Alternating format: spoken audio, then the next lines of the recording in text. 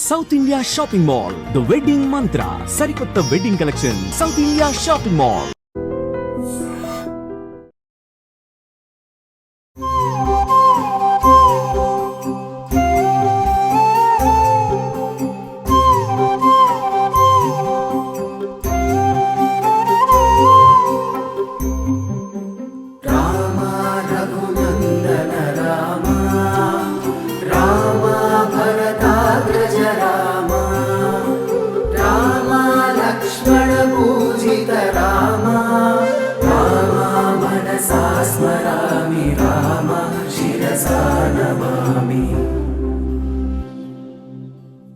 నమస్కారం, welcome to I dream ధర్మ మార్గం విత్ విజిత కార్యక్రమానికి స్వాగతం.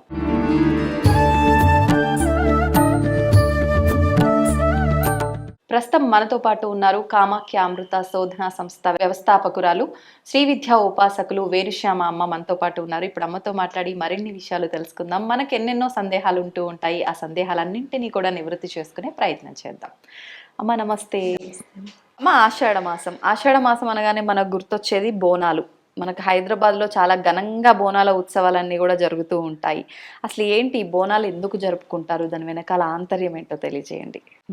మనకి అసలు ఎక్కడైనా సరే మన ధర్మం అంటే మన భారతదేశంలో ఒక పండగ అన్నది పెట్టారు అంటే చూడండి, మనకి వివిధ రకాల, అందుకే ఏమంటారంటే విభిన్న రకాలుగా ఉన్న ఏకైక, అంటే ఇన్ని డిఫరెంట్ కానీ అన్నీ ఒక్కటే మళ్ళీ అదే మనకి చెప్తూ వచ్చారు. ఇక్కడ బోనాలు కూడా మీరు చూస్తే ఏంటి అంటే కడుపు చలవ కోసం, అంటే ఆడపిల్లల్ని ప్రతి సంవత్సరం పిలవాలి, ఏదో ఒక ఫంక్షన్, దానికోసం ఈ పండగలను పెట్టారు. అందరూ కలవడం కోసం, అందరూ కలిసి ఏంటి అంటే మామూలుగా భూమి బాగోవాలి అంటే తల్లి బాగోవాలి. ఎందుకు అంటే అమ్మ బాగుంటేనే ఇంట్లో కనెక్షన్ అన్నది ఉంటుంది. ఈ భూమి మీద అంటే చాలా మంది మీరు చూస్తే చెప్తారు ఏంటి అంటే దేవుడు అన్ని ఇళ్లలోనూ ఉండలేడు కాబట్టి ఒక్కొక్క ఇంటికి ఒక్కొక్క అమ్మని పెట్టాడు అని, అమ్మ రూపంలో. ఆ అమ్మ కడుపు చల్లగా ఉంటేనే బిడ్డలందరూ బాగుంటారు. బిడ్డలు బాగోవడం అంటే కూడా ఇక్కడ ఏంటి అంటే ఇలాంటి, అంటే ఈ దేవత కొండ పెట్టుకుని వాళ్ళు చూస్తే మీరు వెళ్తూ ఉంటారు. అదేమిటి అంటే ఆ మట్టి, మళ్ళీ ఇందాక వారాహిలో చెప్పుకున్నట్టే ఈ మట్టికి అంటే ఇంపార్టెన్స్ ఏంటి అంటే ఈ ఆషాఢ మాసంలో భూమికి నాగలతో దున్ని మొత్తం అంతా, అంటే ఆ మట్టి ఏదైతే ఉందో దానికి లైఫ్లో చాలా ఇంపార్టెన్స్ ఉంది మనకి. ఎందుకు అంటే అది లేకపోతే మనం అసలు లేము. కానీ మనకేంటంటే చాలా చూడండి, హడావిడి పనుల్లో దానికి పెద్ద ఇంపార్టెన్స్ ఇవ్వకుండా మన పని మనం చేసుకునే స్థితిలో ఉన్న మనకి ఏంటి అంటే ఒక టైంలో దాన్ని కూడా, అంటే మనకి అసలు మనం పుట్టడమే ప్రతిదీ పూజ చేయడం నేర్పించేశారు మన ధర్మంలో. ఎలా అంటే ఏదైనా సరే భగవంతుడి ఆరాధన కంపల్సరీ. చాలా మంది అంటారు ఏంటి అంటే ఇంతమంది దేవుళ్ళు ఎందుకండి అసలు మనకి. చూడు, కొంతమంది అంటే వేరే వాళ్ళు, అంటే దేవుడు అంటే ఇష్టం లేని వాళ్ళు ఎవరైనా సరే, దేవుడు అంటే ఇష్టం ఉన్న వాళ్ళకి అందరూ ఒక్కటే అన్నది ఖచ్చితంగా అర్థం అవుతుంది. నాస్తికులు ఉంటారు, అంటే వాళ్ళు పూజ చేస్తున్నాం అనుకునే నాస్తికులు అనమాట. ఏం చెప్తారంటే ఇన్ని దేవుళ్ళు ఎందుకు పూజ చేసినప్పుడు అంటారు. ఇప్పుడు మీరు నేను ఒకటే అని చెప్తున్నాను, కానీ మీరు నేను ఒకలా కనిపిస్తున్నావా? లేదు, కనిపించటం లేదు కదా. అంటే అర్థం ఏమిటంటే మనలో డిఫరెన్స్ కూడా ఉంది. అంటే ఆత్మ వరకు ఒకటే, కానీ శరీరాల్లో మళ్ళీ మార్పు వచ్చింది. అలా అదే విధంగా ఈ సృష్టి అంతా, అంటే అర్థం ఏమిటి అంటే మన లోపల ప్రాణశక్తి ఒక్కటే అయినా సరే మనం ఎలా అయితే డిఫరెంట్గా ఉన్నామో అదే విధంగా దేవత కూడా. ఎందుకు అంటే నాకు ఒకళ్ళు నచ్చుతారు, మీకు ఒకళ్ళు నచ్చుతారు. అంటే మీ మనస్థితికి, మీరు ఇంతకు ముందు చేసిన సాధనకి ఈ జన్మలో ఎవరో ఒకళ్ళు మీకు నచ్చచ్చు. అంత మాత్రం చేత నాకు నచ్చిన దేవుడు మీకు నచ్చిన దేవుడు మళ్ళీ ఫైనల్గా ఒక్కడే. కానీ దేవుడు అంటే అంతా ఒక్కటే, సర్వాంతర్యామి, మీలో ఉన్నది నాలో ఉన్నది ఒక్కటే. నాకు ఒక ఫామ్లో నచ్చితే మీకు ఒక ఫామ్లో నచ్చుతుంది. దీని అంతటికీ కారణం ఏమిటి అంటే మీరు హోమం చేస్తున్నాం మనం. ఈ హోమం యొక్క ఆంతర్యం ఏమిటి అంటే, అందుకే బోనాల్లో కూడా మీరు మంట దీపం పెట్టుకుని వెళ్తారు. అసలు అగ్ని యొక్క ఆంతర్యం ఏమిటి అని మీరు చూస్తే, అగ్నిలో ఎప్పుడు చూడండి మీరు నెయ్యి వేస్తున్నాం, చుట్టూ పేలాలని లేకపోతే తెల్ల ఆవాలు, నల్ల నువ్వులు, లేకపోతే బియ్యం గింజలు, ఇంకా చెప్పాలంటే ఇది ఏమిటంటారు తామర గింజలు, తామర పువ్వులు, ఇలా డిఫరెంట్ డిఫరెంట్ ఆహుతులన్నీ అందులో వేస్తున్నాం. ఇవన్నీ ఎందుకు అంటే మనందరం అమ్మ పొట్టలోంచి వచ్చాం. ఈ పొట్టలో ఉన్నంతసేపు ఏమైందిట, హాయిగా 9 నెలలు హ్యాపీగా బతికేస్తాం మనం. మన్నెవరూ ఏం అనలేదు, ఏం అడగలేదు. 9వ నెల అయి బయటికి రాగానే ఫస్ట్ కట్ చేశారు అమ్మకి బిడ్డకి సంబంధం. లోపల పరిస్థితి అంతా డిఫరెన్స్, బయట పరిస్థితి అంతా డిఫరెన్స్. ఎందుకంటే లోపల అంతా చీకటి, చిన్న పొట్ట, లోపలంతా మురికి. ఇంత మురికిలో, ఇంత చిన్న పొట్టలో, ఇంత చీకట్లో హాయిగా ఆనందంగా ఉన్నామంటే ధైర్యం ఒక్కటే, అది మా అమ్మ ఉందని. తీరా బయటికి రాగానే ఇంత పెద్ద ప్రదేశం, ఇదంతా డ్రైగా ఉంది. లోపల చీకటిగా లేదు, వెలుగుగా ఉంది. అంతేకాకుండా పుట్టామని చూడడానికి ఇలాంటి ఆకారాలన్నీ వస్తే లోపల ఎప్పుడూ చూడలేదు. ఇవన్నీ ఒక్కసారి కొత్తగా వచ్చేసరికి నాకెవరు లేరు అంటే అమ్మ లేదు. ఆ అమ్మ లేదనగానే భయం మొదలవుతుంది. ఈ భయం ఎప్పుడు మొదలైందో, ఆ భయం ఏమిటి అంటే నేను ఒంటరి, నేను ఒంటరి, నేను ఒంటరి అంటే ఆ లోన్లీనెస్. ఆ లోన్లీనెస్సే భయం పడుతూ చివరికి మన భయం ఎవరికీ తెలియకూడదని గొప్పలు చెప్పుకోవడం కానీ, లేకపోతే మనం ఎంత గ్రేట్, అహంకారం అంటారు, ఈ అహంకారంగా ఉండడం అనేది వస్తుంది. ఇది ఎప్పుడైతే వచ్చిందో ఇక్కడికి వెళ్ళేసరికి హోమంలో చూడండి ఫస్ట్ నెయ్యి వేస్తున్నారు. ఆ నెయ్యి దేనికి ప్రతీక అంటే మన లోపల ఉన్న అహంకారానికి ప్రతీక. ఇంకా చుట్టూ వేస్తున్న బోళ్ళన్న ఆహుతులు ఏంటి అంటే మనలో ఉన్న వివిధ రకాల భయాలు. ఇవన్నీ వేసేసరికి హోమంలో ఏమవుతుంది, మీరు ఏ వేసినా సరే బూడిద అయిపోతుంది. ఇక్కడ బూడిద అంటే మంత్రంతో బూడిద ఎప్పుడు కలుస్తుందో దాన్ని విభూది అంటారు. విభూది అంటే తేజస్సు అని అర్థం. అగ్నికి ఉన్న లక్షణం చూడండి, మీరు ఏమైనా వేయండి అగ్నిలో, మొత్తం అంతా బూడిదే అవుతుంది. అంటే ఏ పదార్థాన్ని వేసినా సరే దాని ఆకారం మారిపోతుంది. రెండోది ఏంటి అంటే అగ్ని ఒక్క చోట ఎప్పుడు ఆగదు, అలా కనెక్ట్ చేసుకుంటూ వెళ్తుంది. ఇక్కడ ఏం కనెక్ట్ చేస్తోంది, విభూతితో మనకి ఏమొస్తుంది అని అర్థమైంది, ఆత్మశక్తి తేజస్సు అన్నది వస్తుంది. ఎందుకంటే మణిపూర్ చక్రానికి కనెక్ట్ అయ్యింది. రెండోది ఏంటి అంటే అక్కడికి వచ్చేసరికి ఆ అగ్ని కనెక్ట్ చేస్తోంది కదా, దేంతో కనెక్ట్ చేస్తుంది అంటే ప్రకృతితో. అంతవరకు మనం ఈ సృష్టిలో అందరితో కలిసి ఉన్నట్టు ఉంటాం కానీ మనస్ఫూర్తిగా ఎవరితోనూ కలిసి ఉండం. ఆ హోమం చేయగా అందరితో మనకి ఏమవుతుంది, ప్రేమ. ఎందుకంటే లోపలున్న ఆత్మ శివయ్య అయితే నేను చూస్తున్న ప్రతిదీ కూడా అమ్మేను. ప్రకృతి నాకు తెలిసి స్వరూపం. అది ఎప్పుడు అర్థమైందో ఒంటరి అన్నది పోయింది. ఒంటరి అన్నది పోతే అప్పుడు అర్థమయ్యేది ఏంటంటే స్లోగా హోమం చేయగా అప్పుడు అర్థమయ్యేది ఏంటంటే దేవుణ్ణి 2 రకాలుగా చెప్తున్నారు. ఒకటి సాకారం అని, 2 నిరాకారం అని. అంటే ఆకారం ఉందని చెప్పి ఇలా మనం విగ్రహాల రూపంలో కొలుస్తున్నాం. ఒక్కొక్కళ్ళు ఏమంటున్నారు, అసలు ఆకారమే లేదంటే అది ఒక శక్తి అండి అంటున్నారు. ఏది నిజం? ఎందుకంటే వాళ్ళందరూ గొప్పవాళ్ళు, వాళ్ళకి అర్థమైంది. కానీ మనలాంటి చిన్నపిల్లలకి ఏం అర్థం అవ్వదు కదా. ఇక్కడికి వచ్చేసరికి అందుకే మన ఋషులు మునులు ఏం చేశారు, ఈ హోమాలను పెట్టి మనలాంటి చిన్నపిల్లలకి అర్థమయ్యేటట్టు చేశారు. ఎలాగా అనంటే ఇప్పుడు ఒక గ్లాసులో నీళ్లు పోసాం, నీటి యొక్క ఆకారం ఏమిటి అని ప్రశ్నించుకుంటే ఏమవుతుంది, గ్లాస్ ఆకారాన్ని నీటి ఆకారం కింద చెప్తున్నాం. అదే ఒక గిన్నెలో పోసాం అనుకోండి, నీటి ఆకారం ఏమిటంటే గిన్నె ఆకారం, బాటిల్లో పోస్తే బాటిల్ ఆకారం. అంటే నీటికి ఆకారం ఉందా, లేదు. వేసే వస్తువుని బట్టి ఆకారం అంటే ఆ యొక్క పాత్రని బట్టి దాని ఆకారం. అదే విధంగా దేవుడు అంటే ఒక శక్తి, ఎవరిలో పోసుకుంటే వాళ్ళలా కనిపిస్తుంది. అంటే ఎవరు సాధన చేస్తే వాళ్ళలాగే దేవుడు కనిపిస్తాడు. ఇక్కడ అదే చెప్తారు. అంటే ఆకారం ఉందా అంటే మీలో పోసుకున్నారనుకో దేవుడి యొక్క శక్తిని, మీరే కనిపిస్తారు దేవతల. అంటే అర్థం ఏమిటి అంటే మీరే దేవత అవుతున్నారు. అందువల్లే ఇంతమంది దేవుళ్ళు ఉన్నారు. అంటే ఈ భూమి మీద ఎంతమంది సాధకులు ఉన్నారో అన్ని దేవుళ్ళు వచ్చారు. అవును. దానికి కారణం ఏమిటి, వాళ్ళు ఆ శక్తిని వాళ్ళు నింపుకున్నారు. ఈ మనం అందుకని నేనేమంటానంటే, ఇంకోటి గురించి చాలా మంది కామెంట్ చేస్తారు చూసారా, అది ఎందుకు తప్పు అంటే ఇలా చూపించే బదులు ఈ ఒక్క వేలు ఇటు తిప్పేసుకున్నాం అనుకోండి, అంటే ఒక్క వేలే కదా ఇటు చూపిస్తోంది, 4 ఇటే ఉన్నాయి, ఆ ఒక్కటే ఇటు తిప్పేసుకున్నాం అనుకో, మనం ఎవరి కింద మారిపోతున్నాం, దేవుడి కింద. మనం ఎప్పుడైతే భగవంతుడి కింద మనం మారామో ఈ సృష్టి అంతా మంచంతే ఉంటుంది. ఎందుకంటే ప్రకృతి మీరు చెప్పినట్టు మాట వింటుంది. మీరు చూడండి, మీరు ఎక్కడో ఒక్కర్లే, మీరు మనస్ఫూర్తిగా ఒక దేవుడి గుడికి వెళ్ళాలనుకుంటారు. నేను ఒక ఎగ్జాంపుల్ చెప్తాను. ఒక చిన్న పాప చార్ధామ్ యాత్రకి వెళ్ళాం. మాతో పాటు ఆ పాప కూడా వచ్చింది. ఆ పాప యాత్ర మొదలైనప్పటి నుంచి ఒక మాట, అదేమిటి అంటే నేను బద్రీనాథ్ చూడాలి, నేను బద్రీనాథ్ చూడాలి.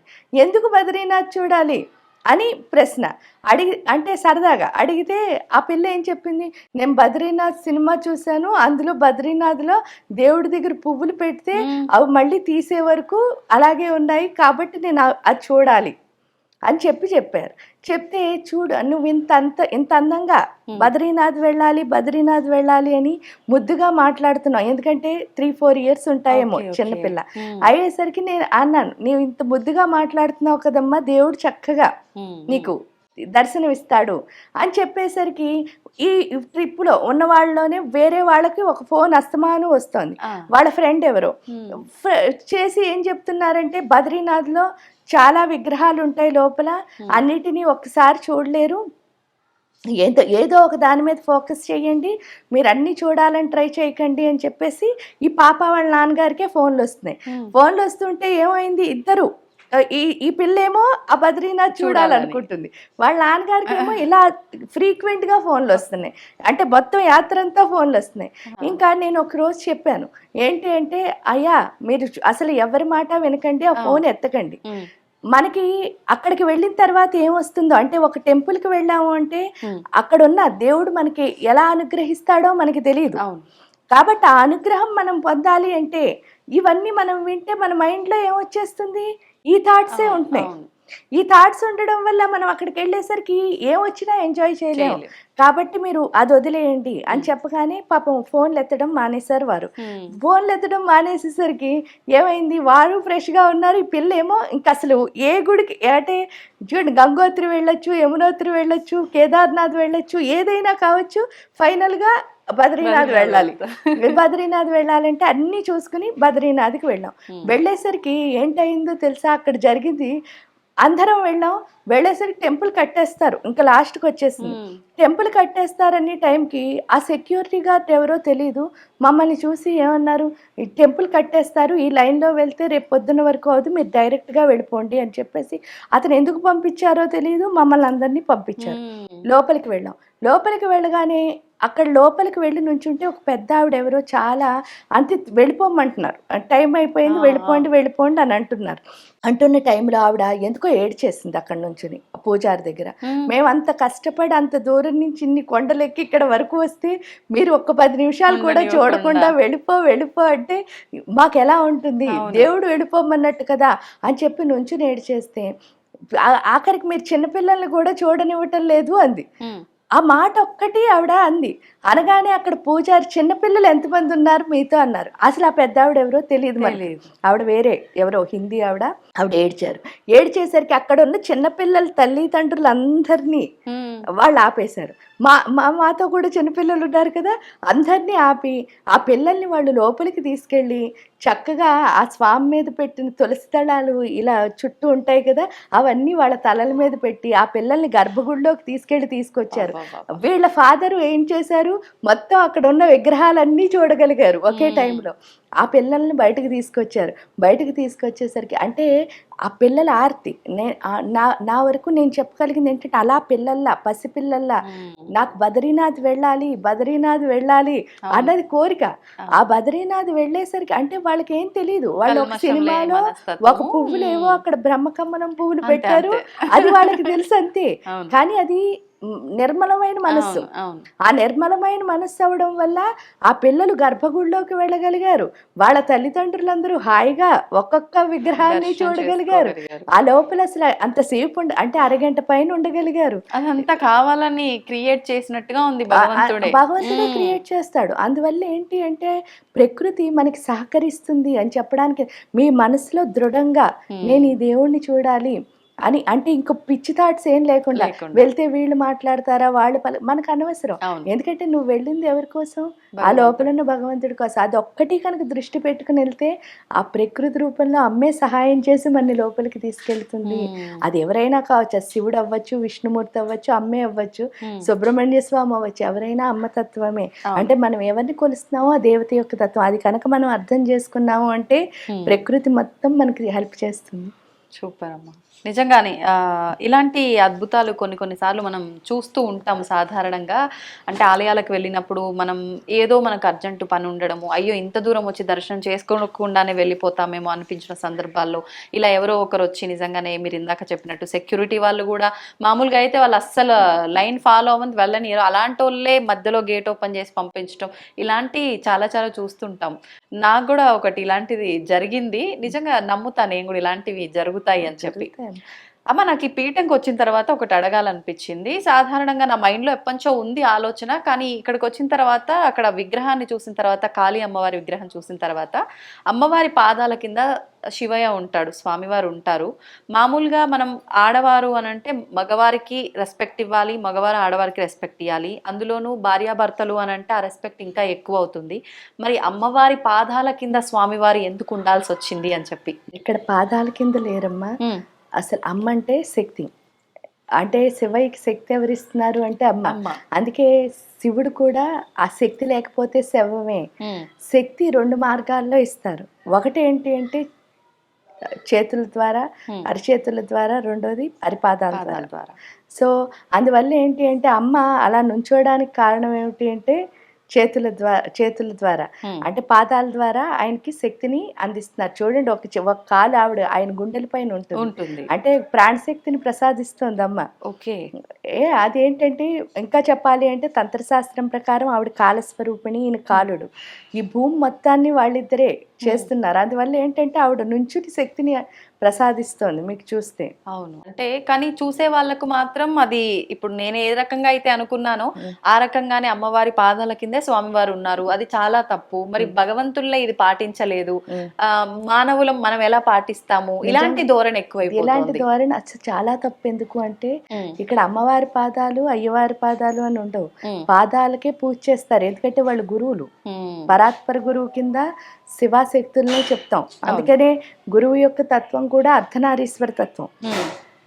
గురువుకి 2 పాదాలు ఉంటే, ఒక పాదం అమ్మవారిది, ఒక పాదం అయ్యవారిది. మనం చేసే పూజ కూడా ఆ పాదుకులకి. అంటే అర్థం ఏమిటంటే ఆ పాదాలు మళ్ళీ ఏంటో కాదు, మన ఎడా పింగళా నాడులే. అక్కడ ఏం చెప్తున్నారు అంటే మన ఎడా పింగళా నాడిని బ్యాలెన్స్ చేస్తున్నారు వాళ్ళిద్దరూ కలిసి. అదే ఎవరి కింద ఉన్నారు, ఎవరు అదేమిటంటే వాళ్ళిద్దరూ ఒకటే కదా. ఇప్పుడు ఆయనలో ఉన్న జ్ఞానశక్తి ఈవిడ, ఆవిడలో ఉన్న చైతన్య శక్తి ఆయన. అంటే మనం భగవంతుడంతా ఒక్కటే, అమ్మవారైనా స్వామివారైనా, కానీ మనం భేదంగా చూస్తున్నాం కాబట్టి మనం ఇది తప్పుగా భావిస్తున్నాం. మనలో ఉన్న దృష్టి తప్ప అసలు లేదు. ఓకే ఓకే అమ్మ, ఇంకొకటి మన పక్కనే చూస్తే శ్రీచక్రాలు కనిపిస్తున్నాయి. ఇక్కడ పీఠం కాబట్టి ఓకే, అంటే నిత్యం ఆరాధనలు జరుగుతూ ఉంటాయి కాబట్టి. కానీ ఇంట్లో శ్రీచక్రం పెట్టుకోవాలి అని అంటే అసలు పెట్టుకోవడానికి పనికిరాదు, చాలా శక్తివంతమైంది, ఆ శక్తిని మనం భరించలేము అని చెప్పేవాళ్ళు కొంతమంది. ఉంటే గనక డైలీ అర్చనలు, ఆరాధనలు, నైవేద్య నివేదనలు ఇవన్నీ జరగాలని కొంతమంది.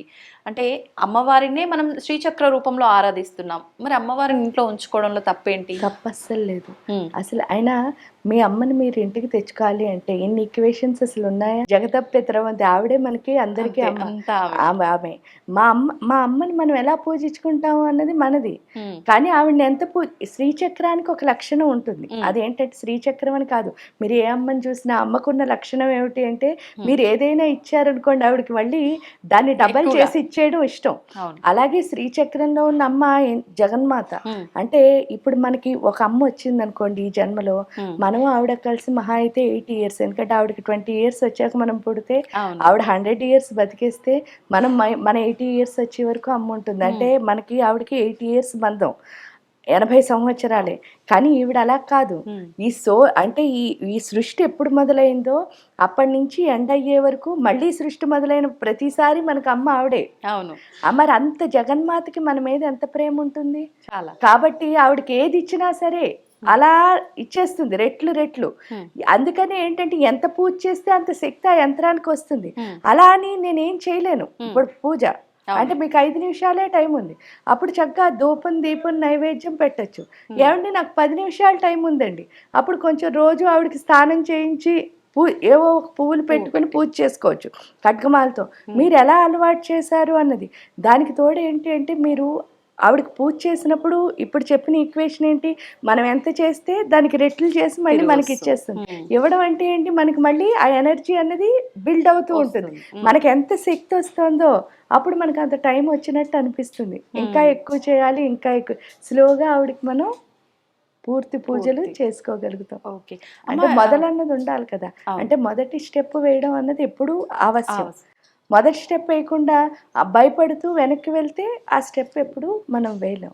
కానీ స్త్రీ చక్రం అంటే అస్సలు భయపడాల్సింది లేదు. అక్కడ ఉన్న 9 ఆవరణలు మన శరీరంలో ఉన్న 9 రంధ్రాలే. నవరంధ్రాలు. ఆ నవరంధ్రాలకి మనం పూజ చేసుకుంటున్నట్టే. ఎందుకంటే ఈ 9 రంధ్రాల్లో మార్పు వస్తేనే మనలో మార్పు వస్తుంది. మనం అమ్మలా మారాలంటే మరి 9 రంధ్రాలు మారాలి కదా. అవును. అక్కడ పూజ చేస్తే ఎక్కడ మార్పు వస్తుందంటే ఇక్కడే. మనకి ఇక్కడ చూస్తే కనుక ఇప్పుడు శివుడి విగ్రహం ఉంది, శ్రీచక్రాలు 2-3 కనిపిస్తున్నాయి, పాదుకలు ఉన్నాయి, అమ్మవారి మూర్తులు కూడా చాలా కనిపిస్తున్నాయి. కానీ ఇన్ని విగ్రహాలు ఇవి అంటే ఇక్కడ పీఠం కాబట్టి తప్పు లేదేమో, కానీ ఇంట్లో విషయానికి వచ్చేసరికి ఎక్కువగా దేవుని పటాలు ఉండటము, ఎక్కువగా విగ్రహాలు ఉండటం, అసలు విగ్రహమే ఉండొద్దు అనటం, శివలింగం అసలే ఉండకూడదు అనటం, ఇలా రకరకాలుగా వింటూ ఉంటాం. ఎంతవరకు వాస్తవం అంటారమ్మా? నాకు అసలు తప్పు చాలా. ఎందుకు అంటే మీరే చెప్తున్నారు అంతర్ముఖ సమారాధ్య అని, మీరే చెప్తున్నారు ఆత్మవిద్య అని, మనమే చెప్తున్నాము హృదయస్థార విప్రఖ్య త్రికోణాంతర దీపిక అని, మనమే చెప్తున్నాము సర్వాంతర్యామి అని. మరి ఇన్ని చెప్పిన తర్వాత మళ్ళీ అసలు ఇది ఉండొచ్చు అది ఉండకూడదు, ఎందుకంటే ఇది విశ్వవ్యాపక చైతన్యం కదా. ఇప్పుడు నాలో ఉన్న ప్రాణశక్తి దేవుడు అన్నప్పుడు నేను ఇంట్లో తిరుగుతున్నాను అంటే ఇది ఇంత పెద్ద విగ్రహం తిరుగుతున్నప్పుడు అవి ఇంత పెద్దగా కూడా లేవు. పైగా వీటన్నిటికీ మనమే ప్రాణశక్తి ఇస్తున్నాం అంటే ప్రాణ ప్రతిష్టాపన చేయడం అంటే ఏంటి, ఎక్స్చేంజ్ ఆఫ్ ఎనర్జీ కదా. అంటే మన లోపల నుంచే కదా ప్రాణ ప్రతిష్ఠ అక్కడ జరుగుతోంది. అంటే అది ఉండొచ్చా ఉండకూడదా అని నీకు డౌట్ అసలు ఎందుకు వచ్చింది అన్నదానికి అసలు ఆన్సర్ లేదు. నాకు అనిపించింది, నాకు హ్యాపీగా ఉంది, ఏదైనా చెయ్యొచ్చు. ఎందుకు అంటే మీరు చూడండి, నాన్నని కూడా నాన్నగారు అని పిలుస్తాం, మనం గౌరవిస్తాం. కానీ దేవుణ్ణే ఎప్పుడు దేవుడు అని అంటాం. ఎందుకు అంటే అసలు మనకు అన్నిటికంటే దగ్గర అదే, అన్నిటికంటే దగ్గర అదే. ఎన్ని చెప్పినా సరే అంటే అర్థం ఏమిటి అంటే మొత్తం అన్నిటికంటే మనకి దగ్గర అయిన దాన్ని మనం ఎందుకు దూరం చేసుకోవాలి అసలు. అవును, వాస్తవం అమ్మ మీరు చెప్పింది. నాకు ఇలా ఇష్టం అనుకో, నేను ఇలా చేసుకోవచ్చు. కొంతమందికి అసలు ఏమి ఇష్టం ఉండదు, ఒక దీపం పెట్టుకోవడం నచ్చుతుంది, దీపం పెట్టుకోవచ్చు. కొంతమందికి అసలు ఏం వద్దు, కళ్ళు మూసుకుని కూర్చుంటే హ్యాపీ అనిపిస్తుంది, హ్యాపీ. కొంతమందికి మంత్రం చదివితే హ్యాపీ అనిపిస్తుంది, అందులో కొంతమందికి లోపల చదివితే హ్యాపీ అనిపిస్తుంది. మనకి ఎలా ప్రశాంతంగా ఉందో అది చేసుకోవడం తప్ప ఇది చెయ్యొచ్చు ఇది చేయకూడదు అన్నది ఎందుకు ఉండదు అంటే అసలు ఆ విశ్వవ్యాపక చైతన్యాన్ని మనం రిస్ట్రిక్ట్ చేయకూడదు. ఫస్ట్ ఆఫ్ ఆల్ ఓకే, మనం ఏది చేసినా సరే లిమిట్ చేసేస్తున్నాం. అంటే నైవేద్యం పెట్టాలి అని చెప్పాను, నైవేద్యం పెట్టాలి అని చెప్పామనుకోండి, పలానా నైవేద్యం పెట్టాలి అని చెప్తే ఆ నైవేద్యం ఇంత పెడుతున్నాం, అది నిజంగా ఆవిడ తినాలనుకుంటే మీరు పెట్టిన నైవేద్యం ఏ మూలకైనా వస్తుందా కదా. ఆవిడ తినాలనుకున్నంత మీరు వండి పెట్టగలరా? లేదు. అంటే మహానైవేద్యం అంటే ఏమిటో అర్థం తెలుసుకోవాలి. అదేమిటి అంటే మహానైవేద్యం అంటే మనస్సే నైవేద్యం. అందుకే అందులో చూడండి, పానాయ స్వహ, అపానాయ స్వహ, ధ్యానాయ స్వహ, ఉదానాయ స్వహ, సమానాయ, ఇవన్నీ ఏమిటి? 5 వాయువులు. అవి ఎక్కడున్నాయి? 5 ప్రాణాలు మన లోపలే ఉన్నాయి. అంటే ఆ పంచ ప్రాణాలనే నైవేద్యం కింద పెట్టమన్నారు, అదే మహానైవేద్యం అంటే. అంతేకాని మీరు వండిన అన్నం కూర పప్పు చారు కాదు. ఎట్ ది సేమ్ టైం నువ్వు తింటున్న ప్రతిదీ ఆవిడకి సమర్పించి తినడం. ఎందుకంటే కృష్ణార్పణం అని తింటే అది నీకు అంటదు. దీనికి చిన్న కథ చెప్తా. అదేమిటి అంటే ఒకసారి దూర్వాస మహాముని వస్తారట. వచ్చి ఆయన యమునా నదికి అవతల ఒడ్డున కూర్చుంటారు. యమునా నదికి అవతల ఒడ్డున కృష్ణుడు ఉన్నారు. కృష్ణుడు ఉండి ఏం చేస్తారట, ఎవరిని పంపించినా ఆయన కోపం కదా, ఎందుకు అని చెప్పి రుక్మిణి అమ్మవారికి చాలా భక్తి ఎక్కువ. అందుకని రుక్మిణీదేవికి ఆ బాధ్యత అప్పచెప్పి అమ్మ నువ్వు వంట చేసి ఆయనకి పట్టుకెళ్ళు, ఒక ఈ పలానా అని చెప్తారట. ఒక పెద్ద బండి నిండా అవుతాయి వంటలు. ఆ బండి నిండా ఆయన వంటలను ఆవిడ పట్టుకెళ్ళడానికి రెడీ అవుతుంది. ఏమో వాళ్ళ శిష్యులు అందరూ 3 మంది వచ్చేసారేమో అనుకుని ఈవిడ ఈయన చెప్పిన వంట అంతా చేసి పట్టుకెళ్తుంది. కరెక్ట్ గా యమునా నది దగ్గరికి వెళ్ళేసరికి ఏమవుతుంది అంటే ఎలా దాటాలో తెలియదు. అదంతా తిరిగి రావాలంటే చాలా లేట్ అయిపోతుంది. భోజనం టైం దాటిపోతుంది. ఇప్పుడు ఎలా వెళ్ళాలి ఆయన దగ్గరికి? ఆయనకి అసలే కోపం అని చెప్పేసి మళ్ళీ కృష్ణుడిని అడుగుతుందిట, తండ్రి నేను ఎలా వెళ్ళాలి? ఇప్పుడు ఇదంతా తిరిగితే ఆయన లంచ్ టైం దాటిపోతుంది, అప్పుడు ఆయన కోపం పడతాడు, అనవసరంగా నాకు శాపం వస్తుందని చెప్పి ఇప్పుడు భయపడుతుంది. భయపడితే అప్పుడు రుక్మిణి అమ్మవారికి చెప్తారట, యమున దగ్గర నుంచుని దండం పెట్టి ఒకటి అడుగు, నిత్య ఉపవాసి దగ్గరికి వెళుతున్నాను అని చెప్పమంటారట. ఆవిడ అలాగే నిత్య ఉపవాస దగ్గరికి వెళుతున్నాను తల్లి, దారి ఇవ్వి అని అడుగుతుందిట. అప్పుడు యమునా నది 2 ముక్కల కింద విడి ఆవిడకి దారిస్తుంది, హ్యాపీగా వెళ్ళిపోయి ఆయనకి భోజనం వడ్డిస్తుంది. తీరా చూస్తే అక్కడ శిష్యులు ఎవరో బోల్డ్ మంది ఉన్నారనుకుని ఈవిడ వెళ్తుంది. వెళ్తే అసలు అక్కడ ఎవ్వరూ ఉండరు, ఆయన ఒక్కరే ఉంటారు. మొత్తం ఈవిడ పట్టుకెళ్ళిన బండిడన్ను ఆయన తినేస్తాడట. ఆయన తినేసరికి ఈవిడికి మనసులో సందేహం కలుగుతుందిట, అదేమిటి ఆయన నిత్య ఉపవాస దగ్గరికి వెళ్తున్నారని అన్నాడు, ఈయన ఎంత అన్నం తినేస్తే ఉపవాసం ఏమిటి అని అనుకుంటుందిట. అనుకుని ఆయన దగ్గర ఏం మాట్లాడినా అసలు అలాంటి ఆలోచనలు వచ్చాయని తెలిసిన ఆయన ఏదో ఒక శాపం ఇస్తాడని ఆవిడ భయపడి ఏం చేస్తుంది, కామ్గా ఏం మాట్లాడకుండా మళ్ళీ వచ్చేయాలంటే ఇప్పుడు వచ్చినప్పుడు అలా చెప్తే వచ్చేసింది, మరి వెళ్ళేటప్పుడు ఎలా వెళ్ళాలి? అప్పుడు ఆయన అడుగుతుంది దూర్వాస మహాముని, ఇలా చెప్పమన్నారు కృష్ణుడు, నేను చెప్పాను, ఇలా వచ్చేసాను, ఇప్పుడు నేను ఆయన దగ్గరికి వెళ్ళాలి కదా, ఏం చెప్పాలి అని అడుగుతుంది ఆ ఒడ్డుకి వెళ్ళాలంటే. అంటే ఆయన చెప్తాట, అక్కడ దండం పెట్టుకుని అమ్మా నిత్య బ్రహ్మచారి దగ్గరికి వెళుతున్నాను అని చెప్పమంటాట. ఈవిడ దండం పెట్టి నిత్య బ్రహ్మచారి దగ్గరికి వెళ్తున్నాను అని చెప్తుంది. ఈవిడికి ఇంకొంచెం సందేహం పెరిగిపోతుంది, నేను ఎంతమంది ఆడవాడితో తిరుగుతుంటే నిత్య బ్రహ్మచారి అంటుంది అన్నాడేమిటి అనుకుంటుంది. కానీ ఆయన చెప్పారు కదా దండం పెడుతుంది, యమునా నది దారిస్తుంది, ఆవిడ వచ్చేస్తుంది. ఇంకా ఆవిడ మనసు ఆగక కృష్ణుడిని అడుగుతుందిట, నువ్వేమో నిత్య ఉపవాస దగ్గరికి వెళ్తున్నానన్నావు, ఆయన ఏమో బండిడన్నం తినేశాడు, ఇటు రమ్మంటేనేమో నువ్వేమో ఎంతమంది ఆడవాళ్ళతో తిరుగుతుంటే నిత్య బ్రహ్మచారి అన్నాడు, ఇదేమిటి అని అడిగినప్పుడు అప్పుడు కృష్ణుడు చెప్తాట. ఎందుకంటే కృష్ణుడు చాలా చాలా, అందుకే కృష్ణం వందే జగద్గురు, ఆయన ఇచ్చేదే జ్ఞానం, ఆయన ప్రతి లీలా జ్ఞానమే. అంటే అది తెలుసుకుంటే జ్ఞానం అయిపోతుంది, తెలుసుకోకపోతే అది ఏమిటవుతుందంటే మనకేదో సరదాగా కొంటితనం కింద అనిపిస్తుంది, కానీ ప్రతిదీ జ్ఞానమే. ఆ జ్ఞానంలో ఆయన చెప్పింది ఏంటి అంటే నిత్య బ్రహ్మచారి, ఆయన ఎప్పుడు నీ కర్మల్ని తీసుకోవడానికి ఆయన తింటాడు తప్ప ఆయన కోసం ఆయన తింటూ, కాబట్టి ఆయన తింటున్నట్టే ఆయన ఆ తిండిని అనుభవించడు. అంటే ఆయన ఆకలికి వెళ్ళి తింటలేదు, అందువల్ల ఆయన నిత్య ఉపవాసే, ఎవరి కోసమో ఒకరి కోసం తింటున్నాడు, ఈ ప్రపంచం బాగోవాలని తింటున్నాడు. కాబట్టి ఆయన దీని మీద ఏం వ్యామోహం లేదు. ఆ రోజు తిండి దొరకకపోయినా పర్వాలేదు, తిండి దొరికినా పర్వాలేదు, అది కారంగా ఉన్నా పర్వాలేదు, ఉప్పుగా ఉన్నా పర్వాలేదు, తీగ ఏదైనా ఆయన తినేస్తాడు. ఎందుకంటే భూమి అంతా బాగోవాలి, అన్నిటి కర్మలు తీసుకుని ఆయన అలా ఉన్నాడు. ఇటు వచ్చేసరికి నిత్య బ్రహ్మచారి అంటే ఇక్కడ నేను ఎవరితో ఏం చేసినా సరే నా దేహం కోసం నేను ఏం చేయటం లేదు, వాళ్ళని ఉద్ధరించడానికి, అంటే వాళ్ళలో ఉన్న చైతన్యాన్ని ఉన్నతిని పెంచి వాళ్ళు గొప్పగా ఎదగడానికి, వాళ్ళు యోగుల కింద మారడానికి, యోగినుల కింద మారడానికి చేస్తున్నదే. అందువల్ల నేను ఎవరితోనూ ఏది నా శరీరం కోసం కానీ నా స్వార్థం కోసం కానీ ఇక్కడ చేయటం లేదు, కాబట్టి నేను నిత్య బ్రహ్మచారినే, నేను దేన్ని నాకు అంటించుకోలేదు అని చెప్తాడు. చెప్పేసరికి అప్పుడు అమ్మకి అర్థమవుతుంది, ఎందుకంటే ఆవిడ గొప్ప భక్తురాలు, చక్కగా అర్థమవుతుంది. అర్థమైన తర్వాత అది మనందరికీ కూడా అర్థం అవ్వాలి, ఎందుకంటే అంత గొప్పవాడు. అందుకే ఆయన్ని నిష్కలిత బ్రహ్మచారి, అసలు దేంతోనూ కలవని బ్రహ్మచారి ఆయన. ఆయన అసలు ఎప్పుడూ దేంతోనూ కలవడు కృష్ణుడు. ఎందువల్ల అంటే ఆయన దేన్ని శరీరానికి అంటించుకోలేదు, ఏ పని చేసినా సరే ఇంకోళ్ళ ఉన్నతి కోసమే. అందుకే సాధకుడు ఎప్పుడు ఏమంటారు, పరోపకారార్థం ఇదం శరీరం, అది తెలియాలి అంటే మనం అనాహత చక్రం వరకు రావాలి, అప్పుడే అర్థమవుతుంది. ఎప్పుడు పూర్తి శరణాగతి వస్తుందో, నేను ఇక్కడ వచ్చింది నాకేం చేసుకోవడానికి కాదు, అంటే శరణాగతి అంటే భగవంతుడి మొత్తం అంతా భగవంతుడే. ఇక్కడ కనిపిస్తున్నది ఏది భగవంతుడు కాంతి లేదు. అవును, మనం చూసే ప్రతిదీ భగవంతుడే. అది అర్థమైతే చాలు, శరణాగతి వచ్చేస్తుంది. అద్భుతం అమ్మ, నిజంగా నైవేద్యం అనే ఒక విషయంలో ఇంత డెప్త్ ఉంది అని అర్థమవుతుంది. చాలా చక్కగా వివరించారు మీరు కూడా. మనకు సమయం ఎక్కువగా లేదు, మరొక మంచి ఎపిసోడ్లో మరిన్ని విషయాలు మాట్లాడుకుందాం అమ్మ. ధన్యవాదాలు. తవ్వండి, తవ్వుతూనే శివలింగం సరే దాన్ని అట్లా కప్పేసేయండి, చూపించదండి. మూర్తి పూజ కాదు, సాక్షాత్ బ్రజేంద్ర నందన భగవాన్ ఉన్నారు మూర్తిలో. ఏమీ ఆశించకుండా ఆరాధించే వాళ్ళు కూడా ఉన్నారా ప్రభుజీ? నిజమైన భక్తి అంటే మనకు తెలియదు కాబట్టి